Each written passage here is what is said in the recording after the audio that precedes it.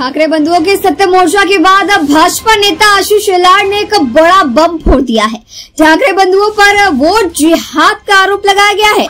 कहा गया कि सिर्फ हिंदुओं के रिपीटेड नामों का जिक्र करके एक तरह से मुसलमानों के फर्जी वोटर्स को छुपाने का प्रयास किया जा रहा है। आशीष शेलार ने ठाकरे बंधुओं पर यह आरोप लगाया कि ठाकरे बंधु एक भी मुस्लिम वोटर्स का जिक्र नहीं कर रहे हैं। उनके लिस्ट में सिर्फ हिंदुओं का और दलितों का नाम सामने आ रहा है। जितने भी मुस्लिम फर्जी वोटर्स हैं उनका जिक्र न करते हुए ये उन्हें बचवाने का प्रयास कर रहे हैं। एक नया विवाद यहाँ पे खड़ा होने की आशंका है क्योंकि आशीष शेलार ने इसे वोट जिहाद करार दिया है। आशीष शेलार ने कहा कि दोनों ठाकरे बंधुओं द्वारा वोट जिहाद किया जा रहा है।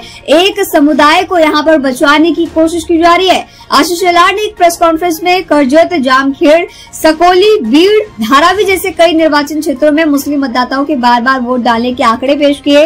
उन्होंने सीधे तौर पर आरोप लगाया कि वोट जिहाद है और आगामी मनपा चुनाव को देखते हुए चुनाव की जो व्यवस्था है उसकी तैयारी ठाकरे बंधुओं द्वारा की जा रही है कि उनके पक्ष में वोटर्स आ जाए। इसलिए एक भी फर्जी मुस्लिम वोटर्स का नाम ठाकरे बंधुओं या फिर महाविकास आघाड़ी के नेताओं द्वारा नहीं लिया गया। जितने रिपीटेड नाम बताए गए वो सब हिंदुओं के थे।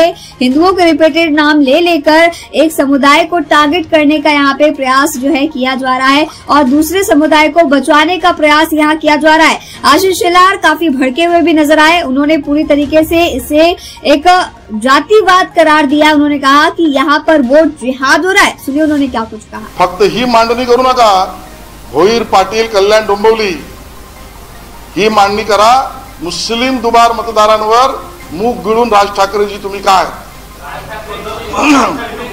आणि हे सांगतो सर्वोच्च न्यायालयाचा आदेश मी म्हटलं माझ्या भूमिकेवर याचं पालन करणं कर्तव्य। निवडणुका आम्ही याच यादीवर आम्ही निवडणुका लढायला तयार आहोत, मग घाबरता कसले?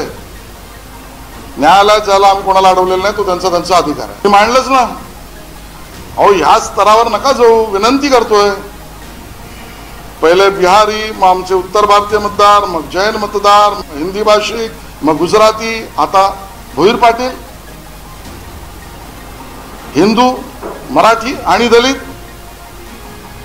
यांच्या विरोधी मतदार भूमिका घेणार तुम्ही, अशी मांडणी करणार। मग ही करताय तर मुस्लिम दुबारची का करत नाहीत? हे अधोरेखित करायला नको?